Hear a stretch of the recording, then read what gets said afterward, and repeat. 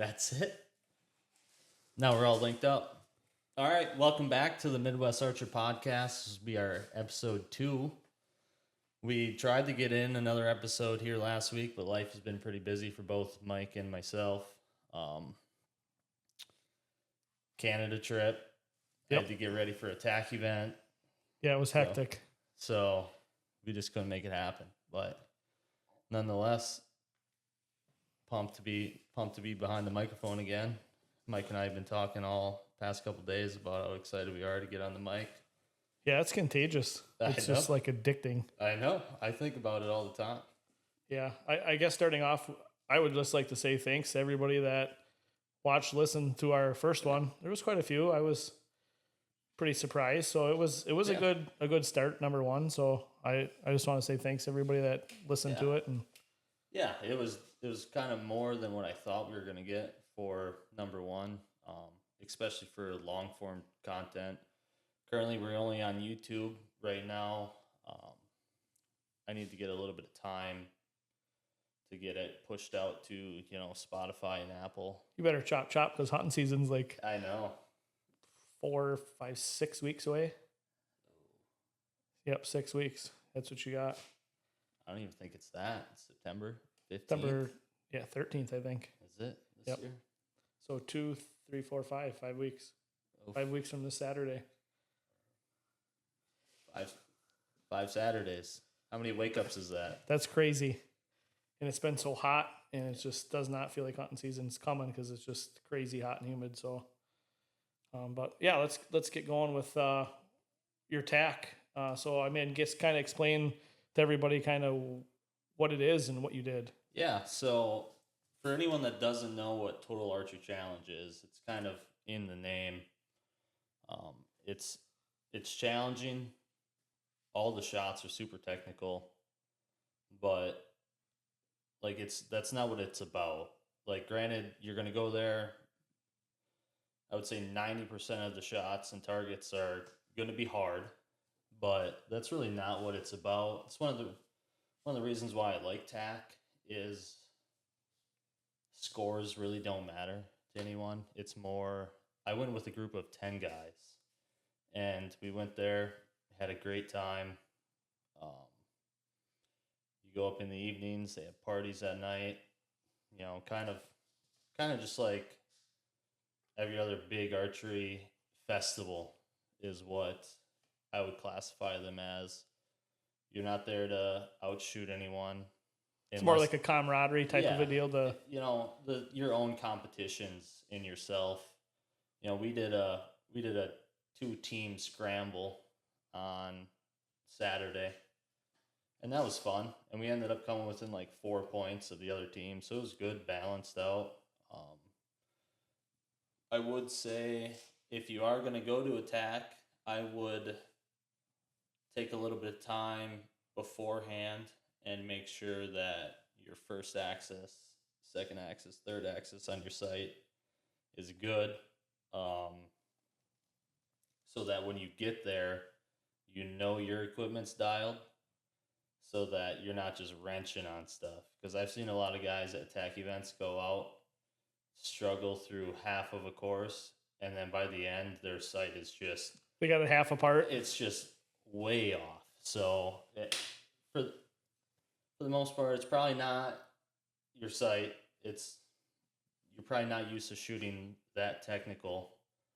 By technically, do you mean like long distance, or do you mean like just like in between trees, or are you like in the woods when you do it, or are you? So it's a good combination of both, like field, where you get like some super long bombs, and then like you're in a field, but you're shooting into the woods, so you're in full sunlight, but the target's in full shade. So that really messes with the mind. But the big one is like side hills. So say you're facing up a hill and your body is perpendicular to the hill, and realizing that how much you actually have to cant your bow into the hill or away, always in. You kind of always want to lean into that hill, because naturally once that shot breaks, you're going to fall downhill. So like if you use your bubble, which you should use your bubble in your sight. That's what it's there for. But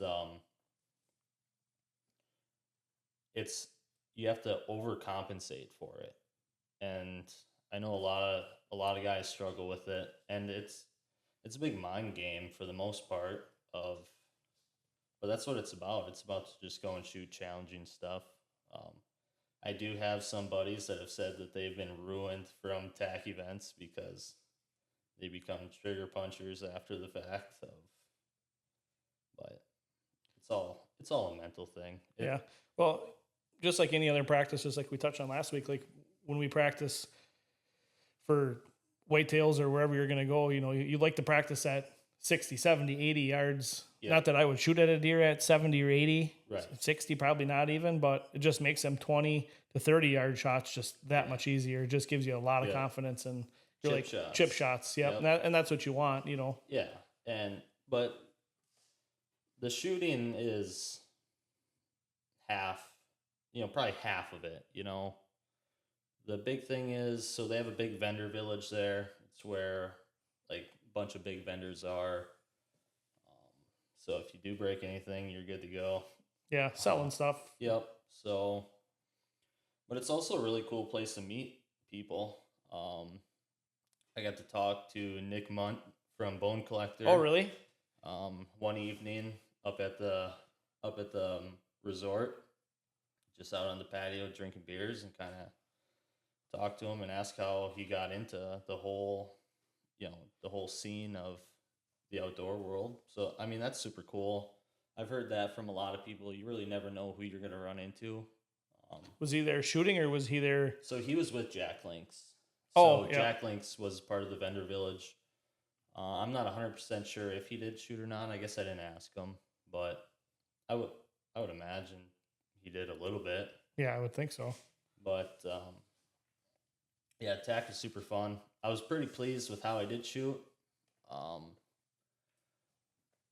I only missed the target. I missed 3 targets, and here I'm going to explain why. So, I'm walking through Vendor Village one evening, and I have an ultra view on my hunting bow. I walk past the HHA booth, and one of the guys says about getting an HHA on that bow. I was like, oh, well, actually, I'd have one on my other bow. He's like, well, let's get one on that bow. And I was with another buddy of mine.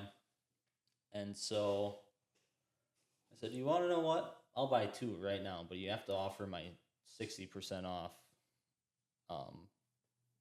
pro pricing, because I'm a tech at a bow shop. And he goes, let me make a phone call.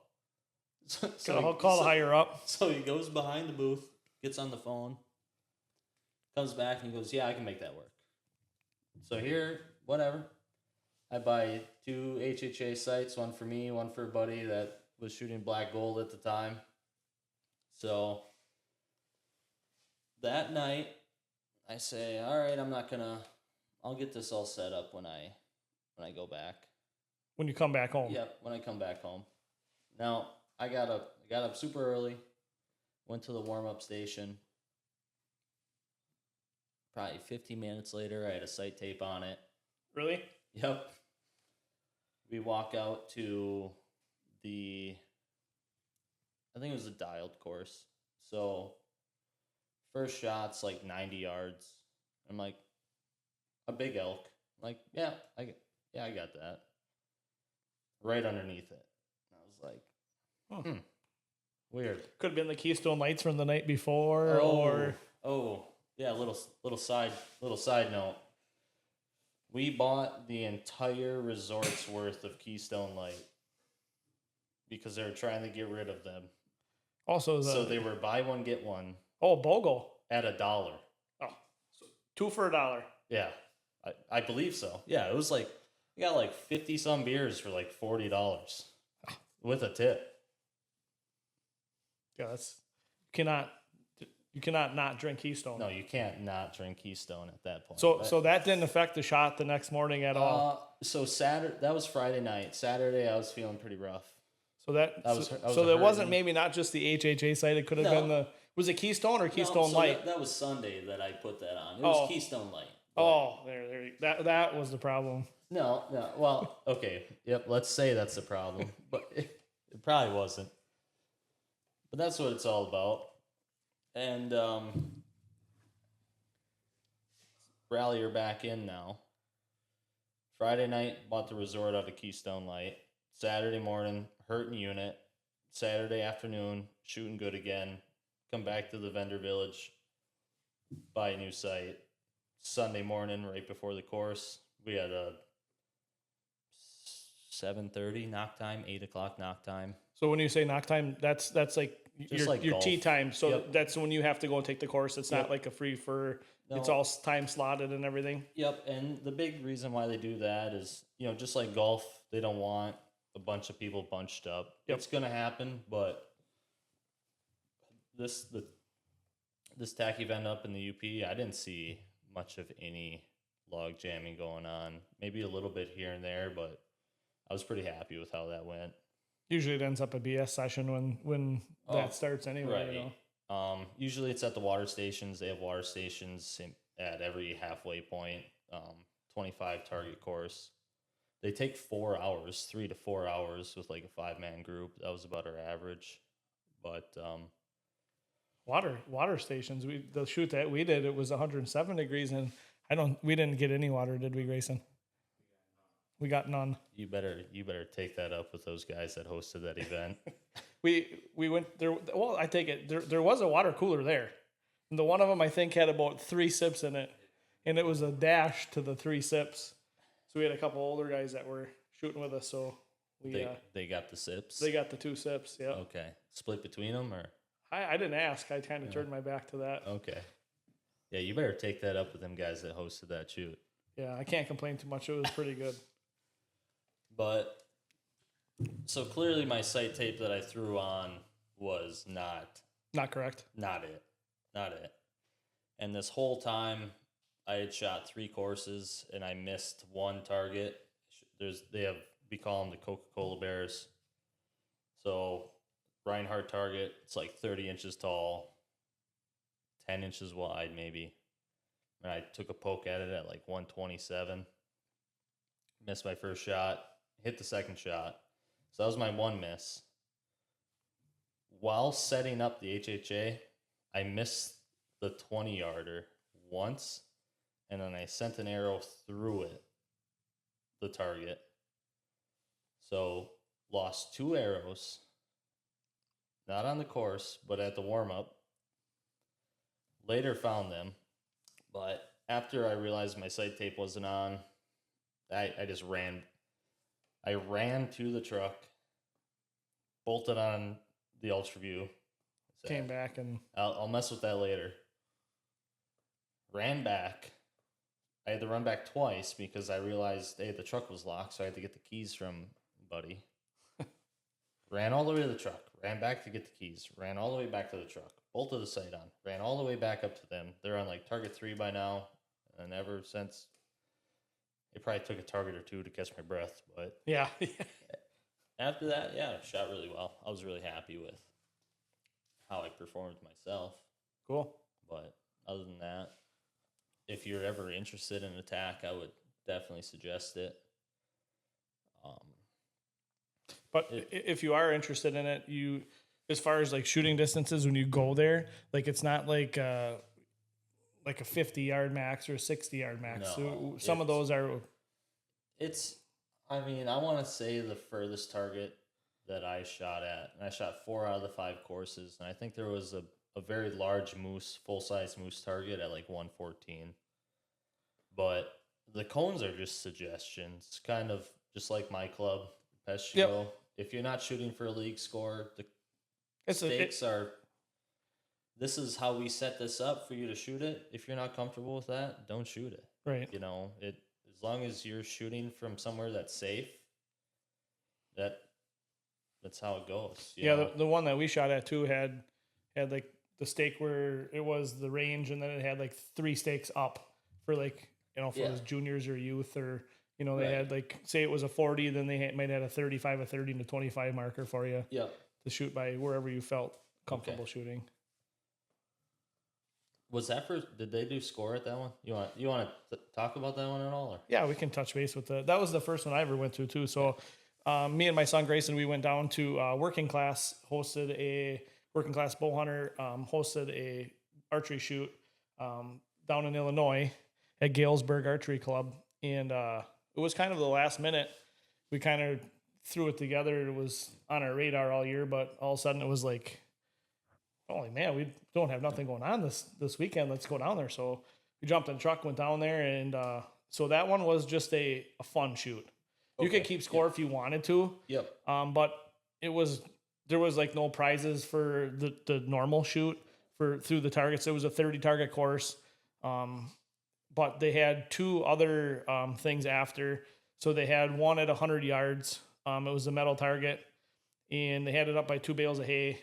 And then everybody threw in, I think, $5 or $10. Yep. And then if you got it in there, I think there was like 56 that shot that. Yeah. If you got it into there, then they just kept on getting down to the last guy, and the one guy won it was actually trying to think of who won that one. Andy from Pennsylvania won that, and Andy Bushak, he's on the podcast all the time, but so he ended up winning that one, and then they split the pot. Okay, nice. So it was just a straight up fun shoot. No, they had a bunch of prizes and stuff to give away, but it was just a giant get together of people that I talked to people that do the same thing you do, love hunting, right? Love bow hunting. Yeah. So that's pretty much what it's all about. Just get together and hang out. And then we went to the studio after and had a party there, and went to the depot after for dinner and and just hung out, and it was a really good time. So shooting was definitely second. Yeah. And then the rest of it was just getting together and just networking and meeting people and talking. And a lot of guys brought bucks that they had shot the year before, and we're showing some of that stuff off. So it was kind of nice to see some giant bucks. So it was really fun. So definitely going to go back next year. Yeah. That'll probably be on my list. Yeah, we'll see. Build my house next year, so your list is going to be very short. It'll have one thing on it. Yeah, build house. Yep. But I don't know. I don't want to try to make. I know it's going to have to be the grind because you obviously got to do it. Yep. It's going to be a lot of nights after work, but it'll be worth it once it's all done. Oh, right. You sacrifice pretty much a year of your life to build your own house. Yeah. Well, if you know anybody that wants to wire it, I'll come and help you out. Yeah. My wife.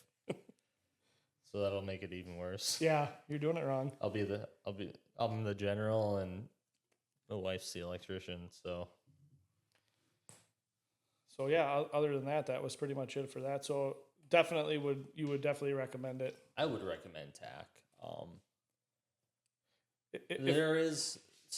TAC is probably more shooting than like what the shoot that you did, just because it's 5 courses. They all take hours to do. I didn't even get to do all of them, and I shot pretty much as we were able to. Because they have a shutdown time where they go through and comb through the course, and you got to be off by this time. But you got to take advantage of the talking to people and the after parties, and they had this big firework display on Saturday night, and it was a great time. I would definitely like to go to more TACs because it's a countrywide event. If somebody wants to go, do you just Google TAC and then? Yeah, you could look up Total Archery Challenge and it'll give you the list for the year. I want to say Colorado right now this coming weekend. I think is the last one for the year, but you can look up Total Archery Challenge online, and they might even already have the 2026 schedule. And if not, it'll be out probably in the wintertime for sure. I know this last year, when I had looked into it, it was maybe February, March, and we knew the dates that we were going to go. I do know that some TAC events sell out. Like once they release tickets for sale, they sell out almost immediately. Luckily, I didn't do anything for getting all this set up. One guy in my group kind of set everything up. Bought all the tickets and got everything set up. And bought all the tickets, and then one guy rented the villa right on the hill, right by the ski lift. So,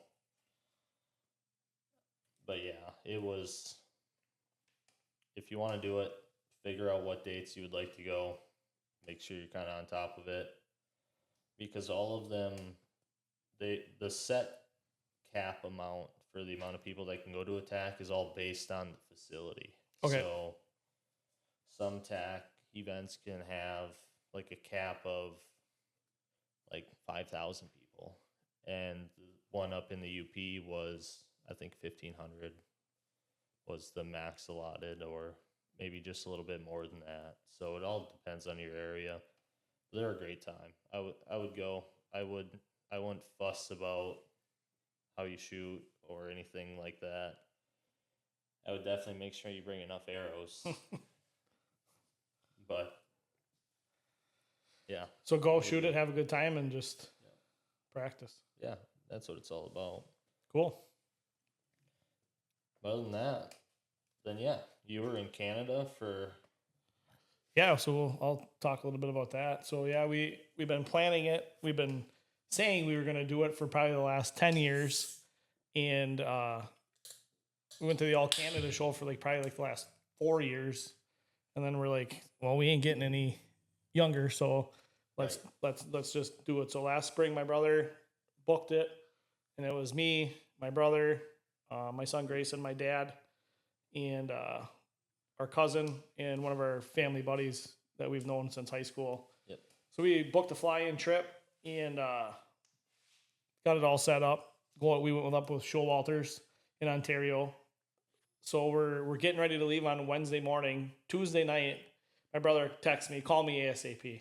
I'm like, oh, frick, now what? So he calls me, and it's usually every time he tells you that, it's, oh, this is canceled or that's canceled, and he's always full of shit. So I'm like, yeah, right. And then he calls my son, we were working, and he's like, oh, you got to call Uncle Timmy right away.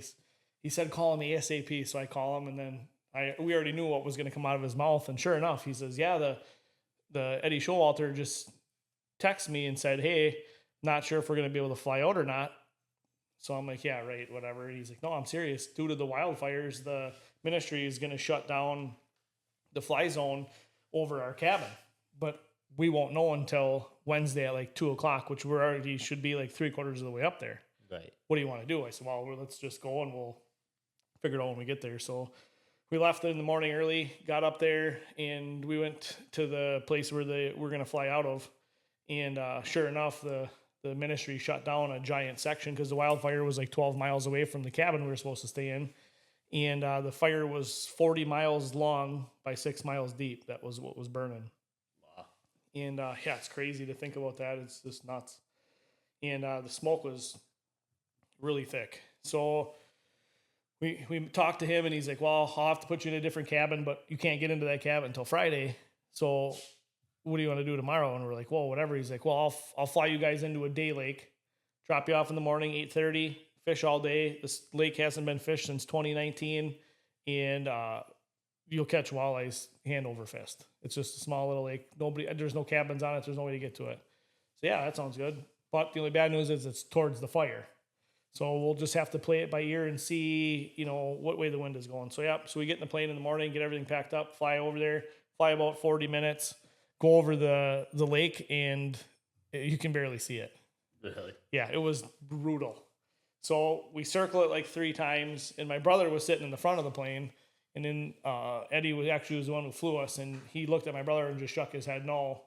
And we did 3 passes, turned around, and we left and went back. And he says, if I land, I don't know if I'll be able to get back in there to get you today or tomorrow or whatever. He should be sleeping on a rock because there's no cabins or nothing there. Right. And I said, nah, it's all right. We'll whip her back around. So we just went back and fished a little different lake for that day, hung out, and then we flew out to the other cabin in the morning on Friday, and then We started fishing right away Friday. Weather was great, and talk about catching fish. Yeah. It was like insane. Like we were literally sick of catching fish, if you could ever believe that. The top end of the walleyes that we caught that were in that chain of the lake that we fished in was like 22 and a half, but they were fat and fought like crazy. And we just had a blast. I mean, we probably caught, I don't know, 1,600 walleyes in 6 days. It was crazy. The one day we kept track, me and my dad did it after we started, and I think we caught like 186 without even like fishing too hard. We'd fish in the morning for, 3-4 hours and then come back, and then we'd eat breakfast around 10 o'clock or something like that. And then we'd go back out in the afternoon, and it didn't matter what time of day it was. No, you could go out there and it pretty much you went anywhere, and you were catching fish. It was pretty easy, about as easy as catching as you can get. Wow. Is that just throwing cranks or? No, we started out just jigging. So we brought in frozen shiners and night crawlers. Yep. And then I brought a bunch of plastics. And on the days where they were really biting good, plastic and live bait, night crawlers or the dead shiners, it didn't much matter. Okay. But we had one day that the weather was warm and there was no wind, kind of calm, and that day was a little bit tougher, so the live bait worked a lot better that day. But yeah, we ate fish every day and sat and played cards. And well, I would imagine, because you can't. I mean, how many fish can you bring back? 2.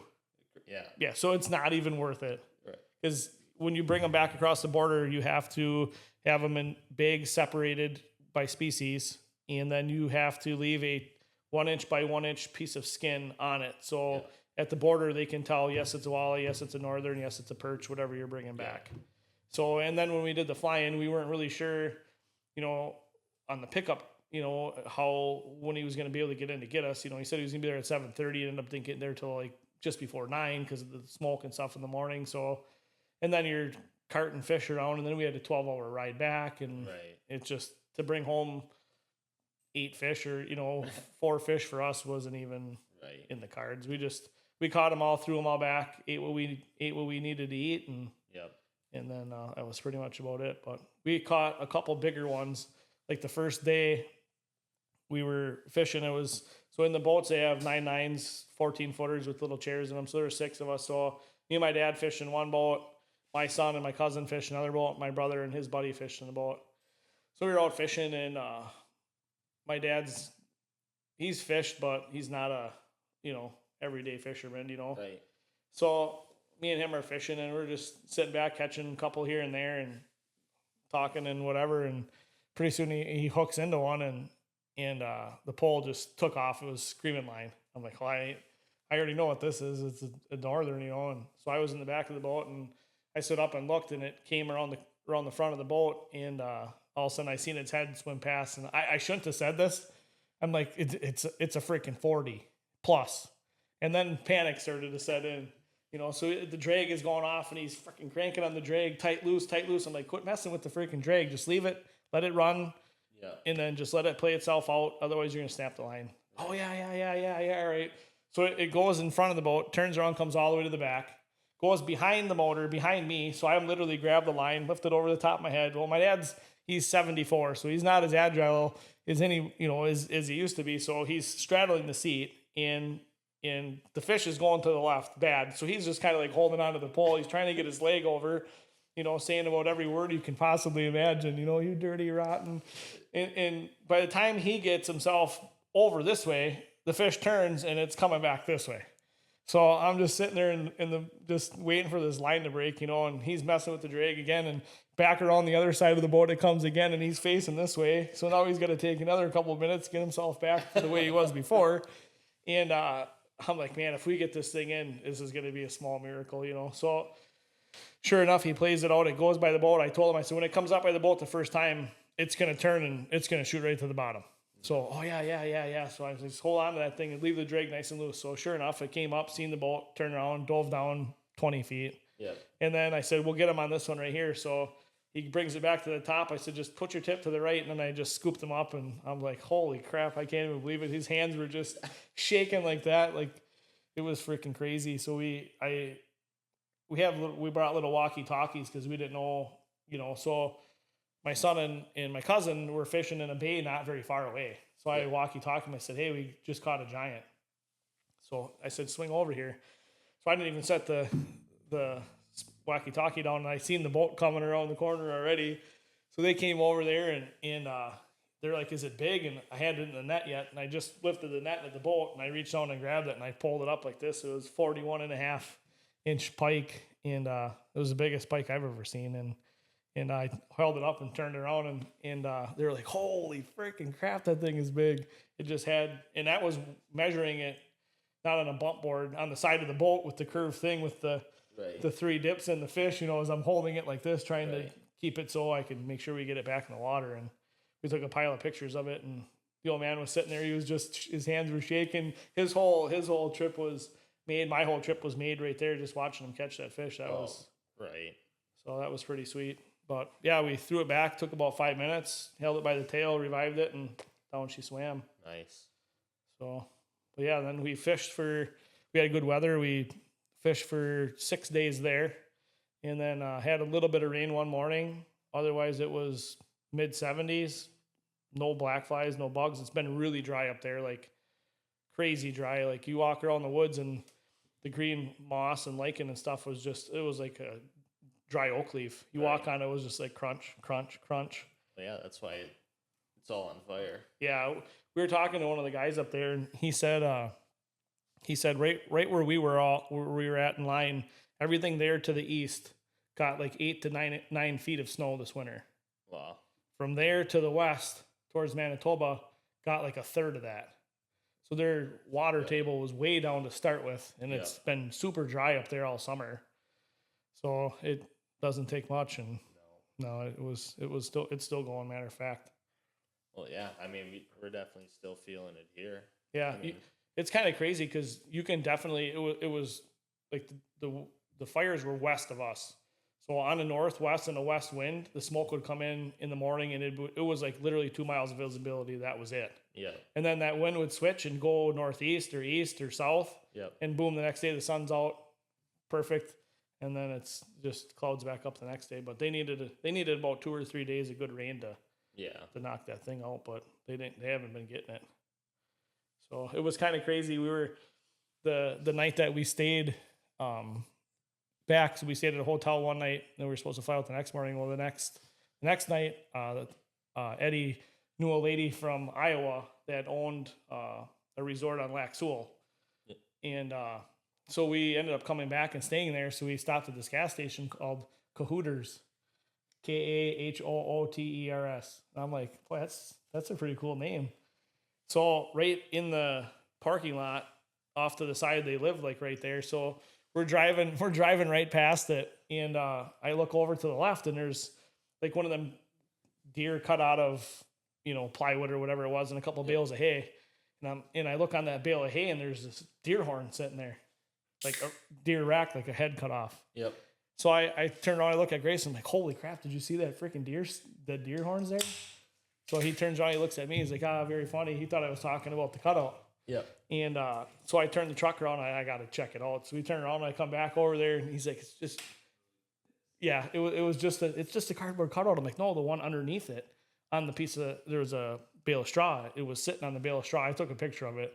It was like a freaking 165-inch 10 straight 10, just horns cut off, sitting as lawn decoration." Wow. I'm like, holy frick! I sent a picture of it to one of my buddies. I'm like, only in Canada do you use 165-inch clean 10s as yard decoration. Just whack the horns, wreck the skull plate right off of it. It was freaking crazy. How many big bucks do you think that guy shot? I don't think he even. We went to the restaurant for dinner that night, and there was 2 of them that were mounted in there that were big, like Magnum bigs, like 170s all day. It's crazy but they don't have a lot of whitetails there. You got to go to the east more towards Dryden. Okay. They got a lot of moose in that area. So I was half tempted to book a moose hunt. That'd be a fun trip. I've been talking to my buddy, one of my Army buddies. That's who I did my Alaskan bear hunt with while he was stationed in Alaska. And we're kind of penciling in 2027 for Repeat. We're kind of thinking moose this go around. Do you do it yourself one? Well, yeah, air. So we'll some transportation. Yep. But yeah, other than after get dropped off, yeah, DIY. That'd be moose is definitely on my bucket list for sure. Yeah, we were talking about it too, and it was like I can't even remember what the price was, but it was like seven grand. Yeah, And it's like 50%. And they shoot some pretty good sized moose there. I was really surprised with the size of it. Upper 50s, pushing 60-inch. Yeah, it's a big moose. And they were showing pictures of it. I mean, they had there's ones that they shot last year. I think the one was like 62 or something like that. That was very impressive for an Ontario, not the Yukon one, but. How is it so you're guaranteed if you want to book a hunt, you can get a tag? Yeah. So I asked him all about that. He said they have an X amount of tags that they get for their area. Yeah. So if you book a hunt, that's a guaranteed tag. Okay. So he was like 2 years out. An outfitter tag? Yes. So he gets allotted so many tags, and then he can sell. It's like his BM. Let's just say he gets 12 tags or whatever he got for his area. Yeah. And he said he was at anywhere from 40 to 50% success rate. Okay. So it wasn't a fully guided, I wouldn't say, but it wasn't unguided either. They get you in sections and in the cuts and stuff like that. And a lot of it was driving boats down the river, glassing, looking, trying to find tracks or moose in general, and then just getting on them. Yeah, one thing that my buddy's had some success with, he's gotten shot opportunity on a few moose, but he said, man, moose hunting is boring. Really?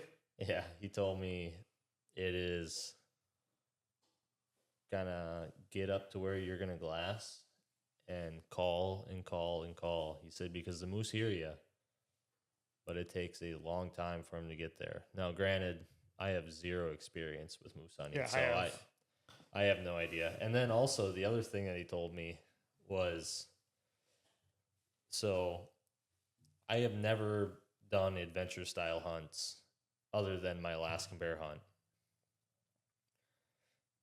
He kept giving me the spiel of there is glassable and obtainable. And he said, and Taylor, you need to realize there's a difference. Just because you see it. Just because you can see it doesn't mean it is obtainable. So I kind of proved him wrong in my bear. So I got on a glassable bear and made her happen. But he said, I'll give you that one. Check the Taylor. All right. I'll eat crow on your bear. But a moose is like a 1 mile from camp, and that's it. Yeah, you ain't. He said you got 1,500 pounds to pack out. A moose is a different pack out. You have to bring out everything. The ribs, everything has to come out. Yeah, and it's how many trips to get a moose out? 2 guys. Yeah, I have no idea. If you can carry maybe a quart, can you? Well, it's anywhere from 12 to 1,500 pounds. Yeah, that's a big animal. Yeah, so let's say on the good side, you're carrying out 120 pounds on your back, which is a lot. Depending on terrain, you might only be doing 80 pounds a time. Right. So you might have head, and that's it. Trip one, and then you got head would be one trip. Yeah, and then you got hindquarters that are, I would say, 200 plus pounds of a piece. Yeah. Oh. Let's stick to whitetails. I don't have to worry about packing them out. We can drag them out. Right. Yeah. Grab them by the antlers and just rip them out. Well, you could do the Yukon. You could go with Jim Shockey. He's only like 50, 60 grand. I bet you they'll probably drag it out for you. Ain't bad. Chump change. Yeah. Just tell the wife you want to push the house off one more year. Oh yeah, that'd be good. Then she asks you why. Well, I'm thinking about doing a Yukon moose hunt, and that'll be the end of that. Yeah. Your bull will be laying out in the yard with the strings cut off. Yeah. Yeah, I don't know. Don't get me wrong, I absolutely love whitetail hunting. That's my number one, but man, you can't beat an adventure hunt. Something different, something that gets you out of your element that you're not used to, the everyday, food plot hunt, or scrape Right. lines, or anything different. Even I've been even thinking about doing the Africa hunt. Just all my buddies from Illinois all went down there a couple times already, and Yeah. they said it was a blast. I'd like to do it just to Yeah. see it. Yeah, my father-in-law and brother-in-law went on an Africa hunt, I don't know, like 2016, and had a blast. They probably all, between the two of them, shot 10, maybe 10 different animals, Yeah, and the hunt itself isn't that much, but the airfare and it all adds up. transport is Yeah. what makes them hunts expensive. Yeah, and now even like if you want to bring that stuff back, even either getting it mounted and bringing it back, Right. shipping and all that stuff is expensive too. But I mean, back to Canada, I would definitely highly recommend that. That was Yeah. first class. You hear a lot of people and you talk to a lot of people and, oh yeah, fishing's great, and I've been on quite a few fishing trips up there, and this hands down was. And who do you go through? We went through Showalters. Okay. So we met him at the All Canada show, and Eddie Showalter, and first class, all those guys that work for him, Ginger and Judge were our two guys. Ginger flew us out too. I think he's got 5 planes. He just bought a brand new Kodiak single prop, and that thing was unreal. Yeah. Yeah, we didn't get to fly in it because it was out for maintenance for it's every 100. I didn't know that, but every 100 hours, every plane goes in. Okay. It's maintenance. So we flew in an 8-passenger plane, twin prop, and the flight was incredible. You landed on the water and you just kind of looked down and you didn't even know you hit the water. Wow. I mean, it was that smooth. Like, and the takeoff was just going, and it just kind of tips up a little bit, a couple bounces, and up and here you go.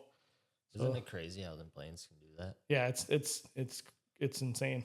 And the amount of gear we had in there too was, I mean, we had quite a bit of stuff in there. When we were going to do our day trip, we had I think we had 3 motors in there, 3 smaller motors, gas, which we're sitting there staring at the gas jugs in the back going, well, I guess it ain't going to really matter anyway. And all of our fishing gear, and then 6 of us plus the pilot, Yep. So it's 100 pounds a piece is what they tell you to bring, So, Okay. but if you had if you had a lot more stuff, they would just fly 2 trips. They'll fly some Okay. stuff out to you, and they came about every 3-4 days. Yep. Check, just stop in and see how everything was going and Nice. seeing if you need anything. But yeah, top notch. Should definitely recommend it. If they had to take 2 trips, is that an additional charge? It depends on what you were bringing in. So funny you say that. So the guys that were leaving, I think the day that we were going there, also the day we were flying out in the morning, there was another group, and I think there was 8 guys. I think there was 8 guys, and I'm not shitting you. They had 36 cases of beer for 7 days. Oh. And I'm like, the guy told me, he was talking to my brother, and we were standing on the dock because you walk down and he had a huge long dock, and then all the planes were tied up. Yep. So he had his gas there and everything. So he would tie in the planes. Everything was covered up with all the tarps and everything. So they were taking a different plane, and Ginger was flying them guys out. And we were talking to them, and some of them were from Minnesota, some of them from Wisconsin. Go figure. Yeah, 36 cases of beer. 36. That's how you know they're from Wisconsin. So we were standing there, and that was the reason why they came up, because my brother was like, he thought we were going to be like way overpacked. Like we had like 5 cases of beer. So, and we ran out, mind you, at like a day and a half. So like the last day we had fish fry and we didn't even have any beer. So we're cooking fish, and we are down to each of us get 1 bottle of water. That's what we're down to. So each of us get 1 bottle of water, no beer, and we have a fish fry. Oh. So we're sitting there that night, and so my brother, he came like the 3rd day, and he brought more ice. So you have propane stoves, propane refrigerator, so it stays good and cool, but you don't have any freezer space. So he flies in like the 2nd day, he brought 2 big coolers of ice. Okay. So it was like, it was day 6 or whatever. So my brother, he's dying of thirst. He can't take it any longer, So he's down to his 1 bottle of water. So he comes up with he goes into this cooler, flips the lid up, takes the red Solo cup, and he dips the cup in there, and I'm thinking to myself, what in the hell is he doing? And he turns around, and he's like, I'm dying of thirst, and he's just drinking that ice water. but it's been sitting there all week. Right. And we had beer in it, and your hands are in it, and fish are in it, and everything else. And who knows what was in that cooler before. And I'm looking at him like, are you freaking kidding me? He's like, why? What? So I'm like, it's ice. He's like, it's just melted ice. I'm like, yeah, well, we've had our hands in there all week, and there's been beer, and who knows where that cooler has been before.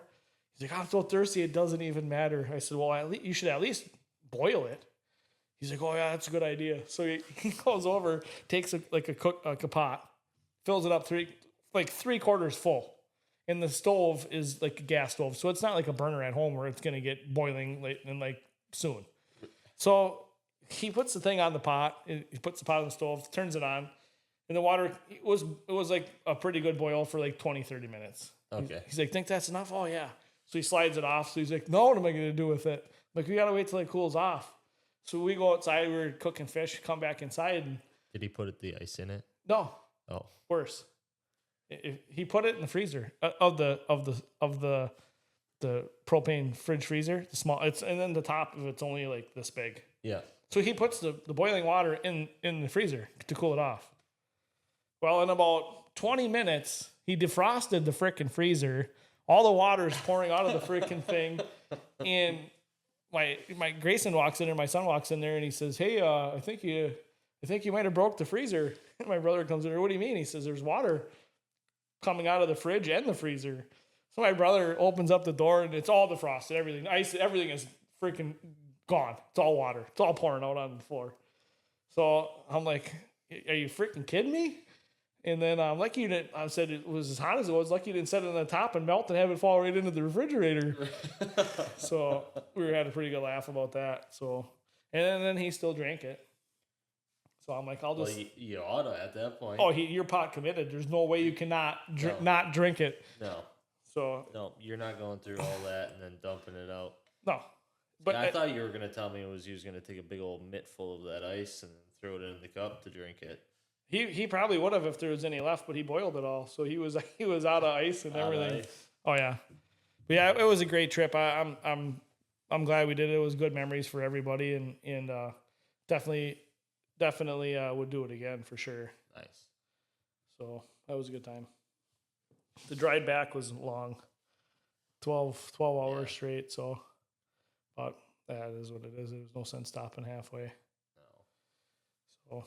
But yeah, that was about 2 weeks ago. So, 48 minutes in already. Not ain't bad. What do you think? What do you think we take a little break? Yeah, sounds good. I could definitely go take a leak, and we'll come back and get right back into her. We came back from our little break here. There's one thing that I've kind of really wanted to talk about going into this hunting season. We better turn off.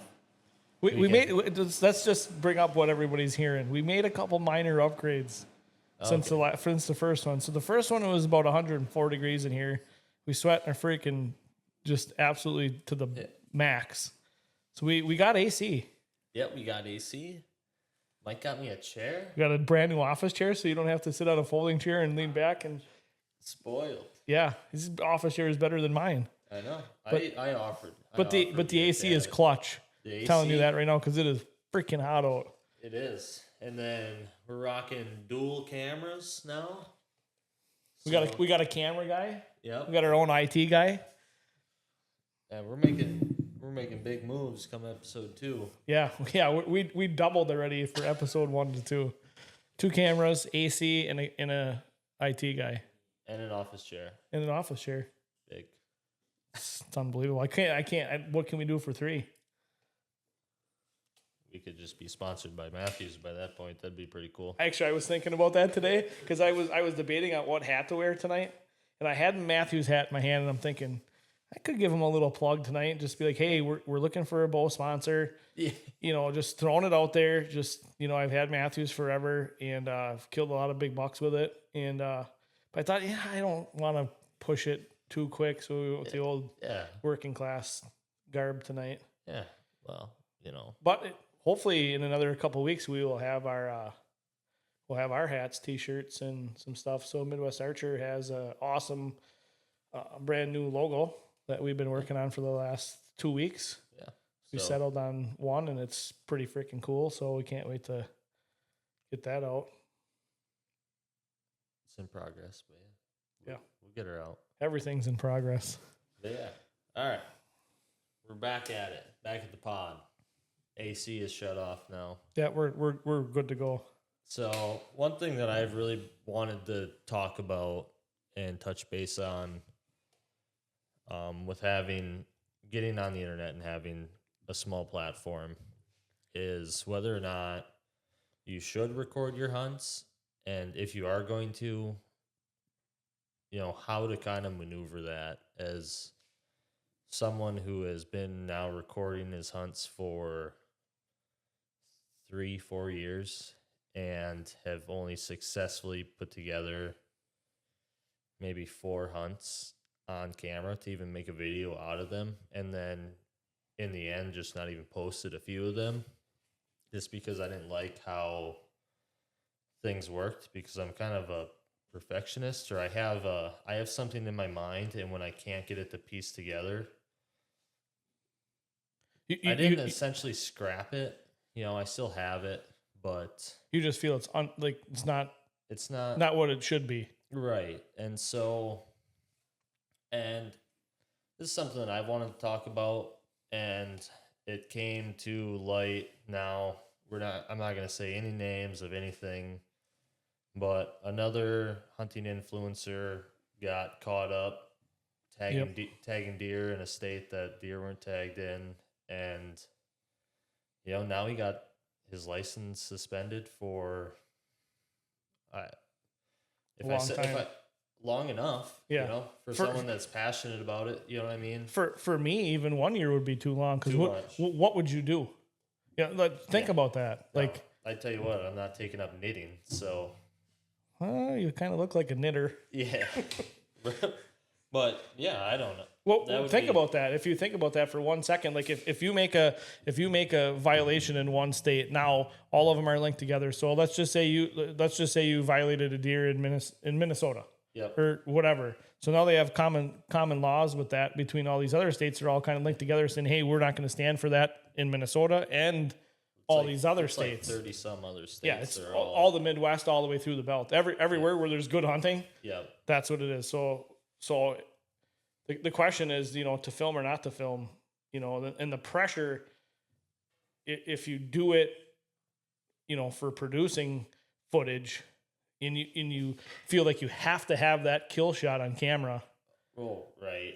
To be quote unquote successful, to have a good video to release, look at the pressure it puts on you, as some of these people, like Chris Brackett's for one of them too. I mean, the guy was a phenomenal bow shot. He made one mistake. Had everything going for him. Yep. Had a phenomenal hold in the outdoor channel, and had all the fame from all that stuff, and just made one mistake. Filming a hunt, trying to get an extra one on there, and made one mistake, and poof, he's gone. Well, right, and that's where I kind of took a year off last year. Not completely of filming, I still went out and I recorded, and when it came to time when the buck came in that I was gonna shoot, I didn't even hit record. Just because as I saw it was coming in, I looked at the camera, looked at everything else there, and I had said, "Man, I have messed this up too many times with these cameras." It's an awesome tool to have to record your hunts. It's something to look back on. And that's another thing with my Alaska trip. I had an awesome trip with a buddy, good friend from the Army. We deployed together. I was this guy's first leader in the Army. That turned into, we had similar interests, and then he gained rank in the Army, and then, just another best friend who turned into a life friend. I talk to this guy all the time. And so we went and had a phenomenal trip, and we recorded everything. So at the very least, I have 16 hours of footage Right. between 3 cameras and then 2 iPhone of recording and whatnot. So in the end, I will eventually I'm going to make a video on it because I have to. It'll be something awesome for us to look back on. That's what it is right there. It's a good memorabilia piece. It's not Right. it's not about the footage. It's about the memory that you captured with that camera. Correct. Not filming a hunt or breaking it down and filming, the stock or whatever you're doing, whether it's the bear hunt or whatever. And it had all of it. It had absolutely everything. The one thing that was not captured on a camera was the gill shot. And so that's where the whole thing just it all got put onto a hard drive. And here and there, I throw an hour or 2 at it. And eventually I'll have a video out of it. And then, hopefully down the road, we get enough people that might be interested in it. And I'll be able to make one badass video with a lot of badass B-roll in it. You know? Right. There are so many cool shots that were taken on that hunt. For it to not have made a video, it's almost kind of a shame. But right. I knew when I had big intentions when I first went out and bought all the camera gear. I bought really good camera gear and put out 2 videos. As soon as I said, yep, I'm going to start doing YouTube and filming hunts, put out 2 videos within a month of me and my original partner. We got his whole hunt on camera. And then I went and I self-filmed a hunt in Missouri. So right away we were kind of bang, bang, bang. And then we got an off season. And neither one of us knew enough about the archery tech side of things or anything like that to stay relevant, to roll something we felt like that, or I did. I 100% felt like I didn't know enough to put anything online to be relevant enough for anyone to listen to. Right. And, now that's probably not the case, but still at the same time, there's so many people doing it. Yeah, that's just it too. See, even with the podcast or even with, like, you go on YouTube, like we were talking about last week, you said, I learned a lot from YouTube. Well, you can scroll down there and watch video after video of, right. People doing, and everybody seems to nowadays drag that camera with them.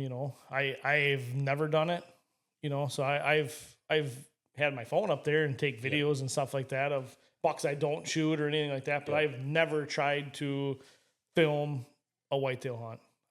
I've always felt that I would say if it's something you're interested in it, you got to film someone being successful first. That's kind of what I did.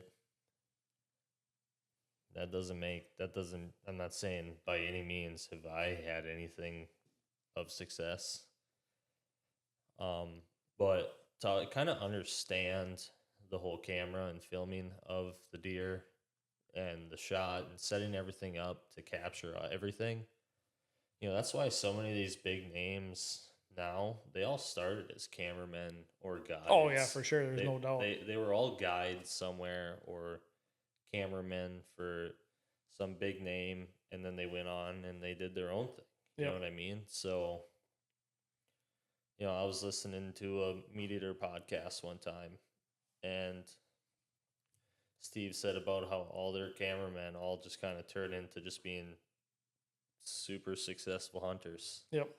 Whether they're filming it or not, I'm sure they got a camera.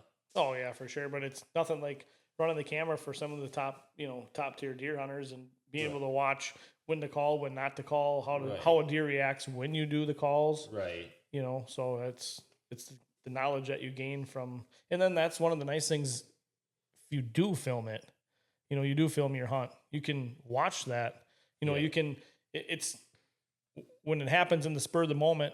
it's like, holy crap, did that just happen? Yeah, You and know, your memory never recalls it. No. 100%. no, because even when you pull that trigger and you're like, man, I smoked that sucker, and then it doesn't even, you make a couple text messages or a couple phone calls, and then it's not even 4 minutes. Yeah. You're like, did I smoke it? Right. Did I hit it where I thought I did? Yep. So that's one thing I think the camera would be, really nice to have, and you always see them on camera, when you're watching these videos and stuff like that. Well, I want to go back and double check the footage. Yeah. I want to go back and double check the footage. Yeah. You can look at an arrow or a blood trail, 100 times over, and you're like, oh, that's this hit or that's that hit. But in the back of your head, you're like, oh, not 100% sure.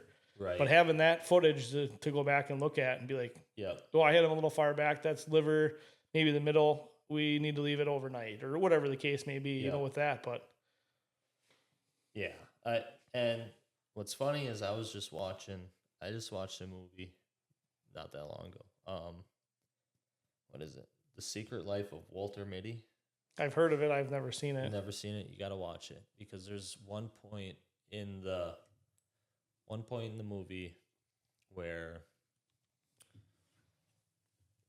I'm just gonna dummy it down. Two guys are there, and they're there to get photography or footage. So you're gonna tell it. Okay, then I'm gonna take it off so I don't hear it. So I have to watch it. Oh, okay. I'm just kidding. Go ahead. But anyway, so the guy running the camera, sitting there, and the one guy says, "Well, are you gonna take the shot for the camera?" And he just says, sometimes I don't. And it's because I don't want the camera to ruin the experience. I can't quote it. I should have taken that to this so that I could have quoted it. But I listened to that point and I rewinded it a few different times because it just resonated with me to think back on how much I wanted to get into filming hunts. It was always a big dream of like it popping off and making something out of it, but and I'm in the woods for me. And that's me and you talk a lot about. We've talked about this topic for probably like the last 3 weeks, right. Intermittently, just like back and forth, like, talking about filming or not to film and this and that. And that's kind of what we always come back to. Like, are you doing it for you, right, or are you doing it for them out there? Right. To get 200 thumbs up on, Oh, and yeah, that's. And then you still get the hate on top of it. No matter, you feel so good about it, and right. You think, man, this is awesome. You put it out there and then people crap all over it, So, I mean, that's the bad part about it too. But you don't get to revel in that moment because you're constantly thinking, is that thing in focus? Right. Did I hit the record button?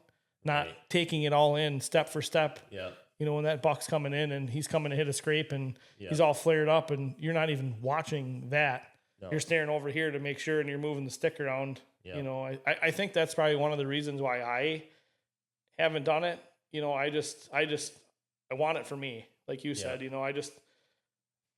be awesome to have it to share. Yeah. But some things I just kind of like leave it for me. Just. Yeah. I'm still going to continue to film, but I'm not going to let it ruin any more hunts. I'm not going to let it get in the way. It'll happen when it happens. It doesn't. Like we said, the amount of big names that have gotten caught up in either poaching or illegally tagging or pushing the needle just too far to where they get caught up just for it to be on a camera. There's a lot of pressure there, I think. Like there's got to be. And it comes down to almost like a fan. You develop a fan base. Oh, absolutely. Things, and we these got like guys want 6 of them now. I think 7. Yeah, we might even have like 7 people that watch us. I had like 3 people that wanted to come and watch us live tonight. But they didn't show up, so they're not diehards. We got one. We got one live listener. One live listener. You haven't heard him yet. Nope. He said no. He gave us a thumbs down. Oh. We'll get him on eventually. Yeah. Yeah. But it's, you almost feel like you're letting people down. Maybe I don't know. Right. Luckily, I don't have any fans, so nobody cares. Nobody cares if I'm successful or not, or you're successful, other than your friends. Yeah, your friends. I think a lot of it too is there is a lot of pressure on you. Like them bigger people. If you don't have kill content, who's gonna watch it? I mean, you know what I mean. For the most part, who's gonna watch? Mark Drury sit in a tree for 7 days on a hunt and not shoot anything. You know what I mean? It's the pressure is there to produce a kill. Yeah. At all costs. It seems with some of them. You know, and I think that's the mistake that some of them are making. They're getting pushed to the point where they need to have kill content to be successful. Yeah. And they just stirs bad decisions. Yeah. Yeah. It's everyone dreams of it, and sadly it's the guys that made the dream are the guys that are making the mistakes. And I think it's easy to sit back here and say, what were you thinking at that point? But if you're in that position too, I mean, I don't know. I want to say there's no way I would, but if let's just say that's your livelihood, if you don't have kill content, you ain't getting paid. Oh, right. So I mean that pressure is there on them too. Like you need to perform. Yeah. And by performing, you need to kill. And there are some different, there's some different things with, you start getting to a point where you're getting contingencies as long as you're pushing out or pushing a product. Yeah. Yeah. So. Black rack from last week. Yeah. I'm gonna bring you one. That's all right. Old natural. Them sound the best. Yeah. Nothing against black rack. Oh, everything against black. Did you? I'll bring. I'll have to see if I have some at camp. I think we have some for a joke. I'll bring in and let you take a crack at them. Yeah. We'll do a comparison. The black rack, real horns, and then probably one of my favorite things I was thinking about the other day was the old prime time bucks, the old sticks in a bag. Yep. Just 6 pieces of wood in a little cloth that everybody spent $14 on, hand over fist. Yeah, I understand. Kind of sounds right. It's convenient. Yeah, the idea is great. I've never smashed my thumb open before I realized that you have to cut the brow tines off of your rattling antlers. You don't have to cut no brow tines off that bag. No, that brow tine free.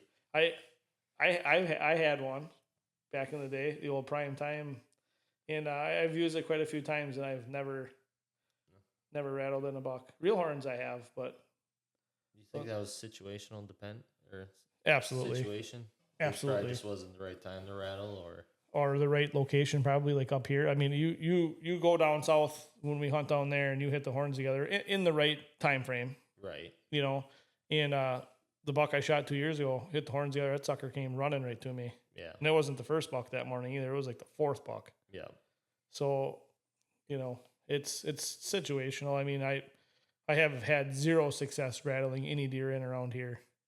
You hit the horns together, and it seems like they go from Marinette County to Brown County and like that. Right.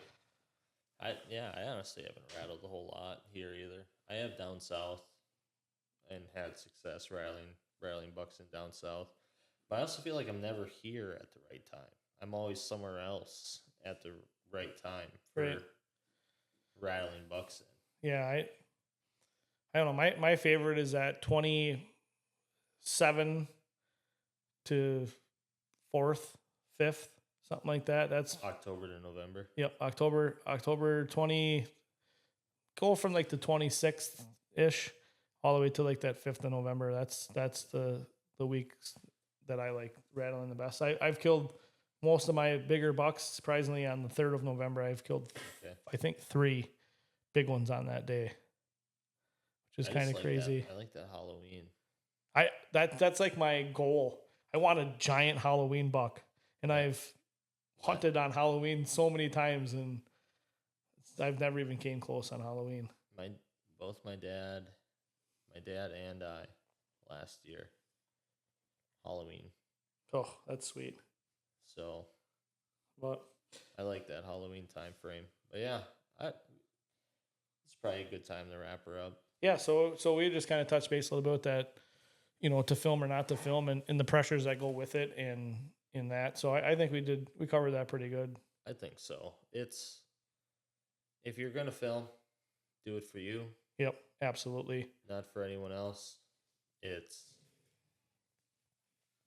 all about your time in the woods, especially for guys like you and I.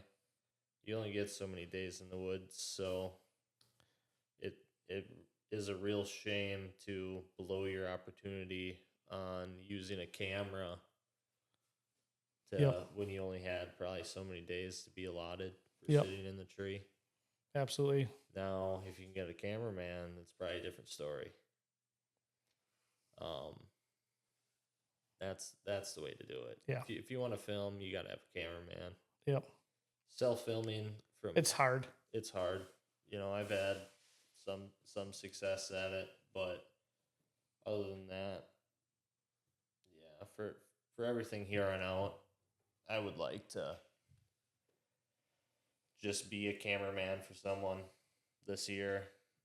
I would really love to film my wife get on something. I just got my brother into archery. It'd be sick to get him a kill on camera. Yep. That's kind of where I'm gearing towards the media portion of archery for this season. Maybe I'll get something for myself on camera. Maybe I won't. Time will tell. 5 weeks. We've been practicing. Hey, FYI, my arrows are coming. That's good. They're supposed to be here tomorrow. It took a while, but they're coming. Yeah, they'll be here. Knock on wood tomorrow. If they're not, I'm gonna have to pivot. I know. I ordered. I was early this year, super early. I ordered them in January. August. No. What's the other A one? April. There you go. I ordered them in the end of March, beginning of April. That way, I would give myself plenty of time, practice all summer with them, which I've been practicing anyway. So I went with a 4-fletch and got this guy and does custom arrows before I met you anyway. And 2 to 3 weeks, no problem. You'll have her. Well, we're sitting on week 14 and I still don't have them, and we're down to 5 weeks of season. So hopefully they show up tomorrow, and I will be shooting them tomorrow night. Hopefully. So, all right. I think that pretty much wraps her up for this week. Just want to. Yeah, that was a good one. Yeah, it was awesome. I just want to say thanks to Grayson back there for keeping an eye on all of our video equipment. Yeah. And thanks everybody for watching. So hit the subscribe. We still haven't hit our 250 mark for our giveaway, so we're slowly climbing. Yep. As soon as we hit that 250, we're gonna give away some broadheads and some merch. So hopefully it's our merch. That's soon. That's coming. Yep. So yeah, next week we'll have a guest in studio next week. One of the guys I met at an archery shoot, Casey Lee Joyce, he's going to be joining us next week. Talk about his epic 2023 season, which is crazy. I'm not going to divulge any information into that, but we'll have to just watch and see, because that is one heck of a year. Yeah, I'm definitely looking forward to it. All right, sounds good. Thanks, buddy. Thank you.